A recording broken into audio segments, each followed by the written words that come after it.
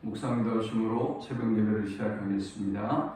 하나님 감사합니다. 오늘도 우리에게 새날을 주시고 예배케 하심을 감사합니다. 오늘도 주님의 통치 아래 거하는 하루가 되게 하시고 주와 동행하는 하루 되도록 인도해 주옵소서.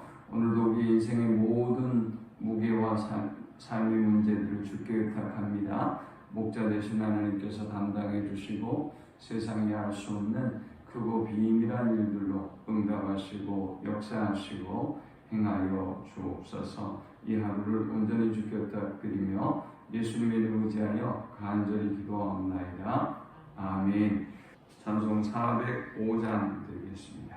주의 친절한 발에 안기 세우리 마음이 평안하리니 항상 기쁘고 복이 되겠네. 영원하신 발에 안기세 주의 발에 그 크신 발에 안기세 주의 발에 영원하신 발에 안기세 날이 갈수록 주의 사랑이 두루 광명하게 비치고 전성 가는 길 편히 가리니 영원하신 발에 안기세 주의 발에 그 크신 발에 안기세 주의 발에 영원하신 발에 안기세 주의 보좌로 나아갈 때에 기뻐 찬미소리 외치고 겁과 두려움 없어지리니 영원하신 발에 안기세 주의 발에 그 크신 발에 안기세 주의 발에 영원하신 발에 안기세. 아멘. 오늘 이 시간에 주시는 살아계신 하나님의 말씀은 신약성경 마태복음 12장 38절에서 50절의 말씀입니다. 그때 서기관과 바리새인 중 몇 사람이 말하되 선생님이여 우리에게 표적 보여주시기를 원하나이다. 예수께서 대답하여 이르시되 악하고 음란한 세대가 표적을 구하나 선지자 요나의 표적밖에는 보일 표적이 없느니라. 요나가 밤낮 사흘 동안 큰 물고기 뱃속에 있었던 것 같이 인자도 밤낮 사흘 동안 땅 속에 있으리라. 심판대에 니느웨 사람들이 일어나 1세대 사람을 정죄하리니 이는 그들이 요나의 전도를 듣고 회개하였음이거니와 요나보다 더 큰 이가 여기 있으며 심판대에 남방 여왕이 일어나 1세대 사람을 정죄하리니 이는 그가 솔로몬의 지혜로운 말을 들으려고 땅끝에서 왔음이거니와 솔로몬보다 더 큰 이가 여기 있느니라. 더러운 귀신이 사람에게서 나갔을 때에 물 없는 곳으로 다니며 쉬기를 구하되 쉴 곳을 얻지 못하고 이르되 내가 나온 내 집으로 돌아가리라고 하보니 그 집이 비고 청소되고 수리되었거늘 이에 가서 저보다 더 악한 귀신 7을 데리고 들어가서 거하니 그 사람의 나중에 형편이 전보다 더욱 심하게 되느니라. 이 악한 세대가 또한 이렇게 되리라. 예수께서 무리에게 말씀하실 때에 그의 어머니와 동생들이 예수께 말하려고 밖에 섰더니 한 사람이 예수께 여짜오되 보소서 당신의 어머니와 동생들이 당신께 말하려고 밖에 서 있나이다 하니 말하던 사람에게 대답하여 이르시되 누가 내 어머니이며 내 동생들이냐 하시고 손을 내밀어 제자들을 가리켜 이르시되 나의 어머니와 나의 동생들을 보라. 누구든지 하늘에 계신 내 아버지의 뜻대로 하는 자가 내 형제요 자매요 어머니이니라 하시더라. 아멘. 서기관과 바리새인 몇 사람이 예수님을 찾아와서 표적을 요구합니다. 사실 이들은 지금까지 많은 표적을 예수님 주변에서 보았습니다. 그들이 이 표적을 본다고 해서 믿음을 가질 것도 아니고요. 오히려 이 표적을 통해서 예수님을 올무에 걸고 또 예수님을 대적하고 공격하기 위해서 이 표적을 요구하고 있는 것입니다. 이런 그들에게 예수님은 오늘 세 가지의 교훈을 주면서 그들을 꾸짖고 교훈합니다. 이 본문을 통해서 우리가 얻을 수 있는 첫 번째 영적 교훈은 표적을 구하는 악한 세대는 요나보다 크신 예수님의 말씀을 듣고도 회개치 않는다라는 것입니다. 오늘 본문의 이 12장에 예수님의 세 가지 직분에 대한 그 강조가 등장합니다. 먼저 6절에 보니까 내가 너희에게 이르노니 성전보다 더 큰 이가 여기 있느니라 했어요. 성전은 제사장이 필요하고 제사장을 상징할 수 있어요. 그래서 예수님은 제사장 중에 제사장으로 오셨다는 것을 6절에 말씀합니다. 그리고 등장하는 것이 난데없이 요나가 등장합니다. 표적을 구하는 그들에게 예수님이 말씀하셨습니다.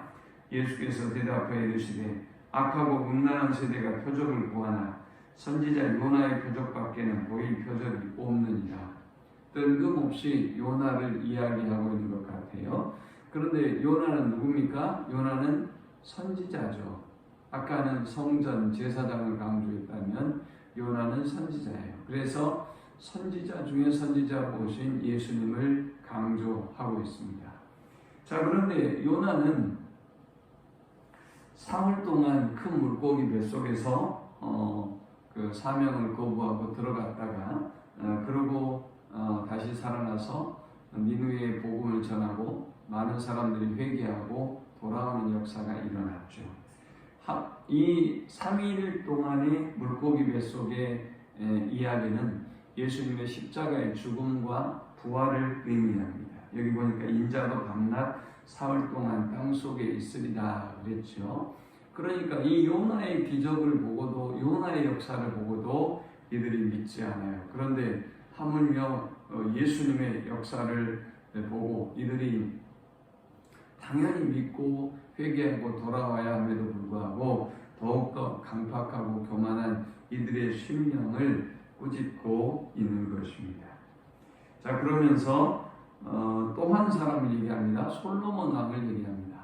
여기는 왕으로서의 예수님의 세 번째 직분을 이야기합니다. 아까 성전은 제사장, 선지자는 요나, 그 다음 여기 솔로몬 왕은 왕으로서의 메시아를 의미합니다. 그러니까 예수님은 이 세 가지 직분을 성취하신 완벽한 메시아라는 것을 마태는 강조하고 있는 것이지요.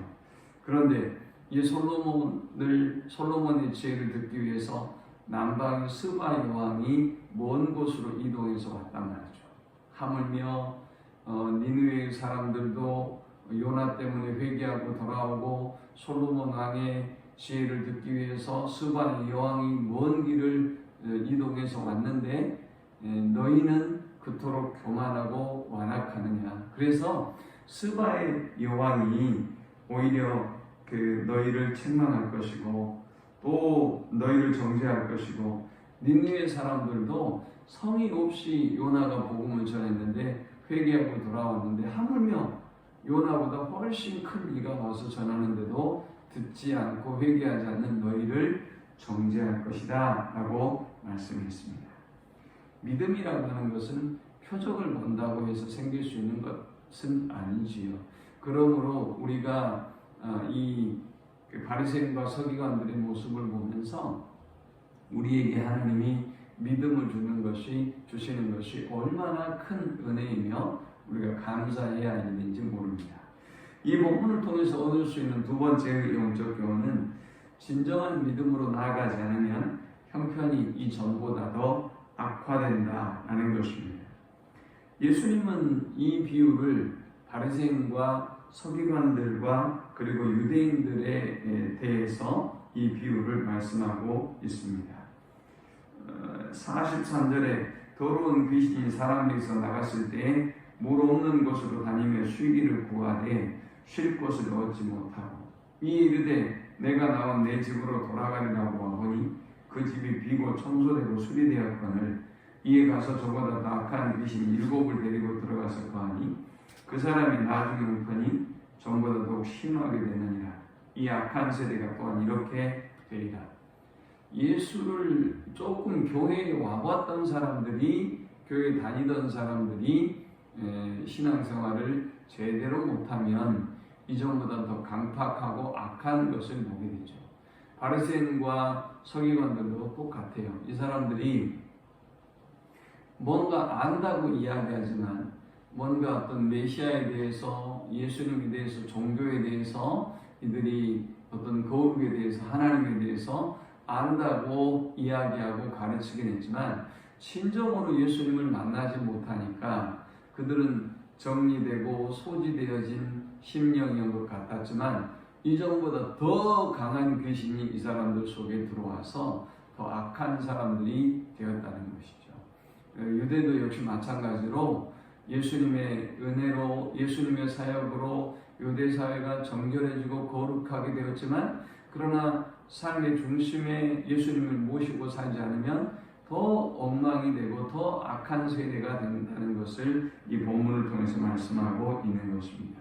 우리가 주님을 만나고 주님의 말씀을 들을 때 그분을 인격적으로 우리의 삶의 주인으로 모셔드리고 그분의 통치와 지배 아래 거하지 않으면 악한 영이 임해서 더 악하고 강팍하게 되는 것입니다. 그러므로 우리가 기도해야 될 것은 조금 신앙생활 한다고 하는 사람들, 또 어떤 교회와 연관이 있는 사람들, 조금 부모가 믿었거나 이랬던 사람들 중에 신앙생활을 제대로 하지 못하고 있는 영혼들이 있다면 우리가 그 영혼들을 위해서 기도해야 돼요.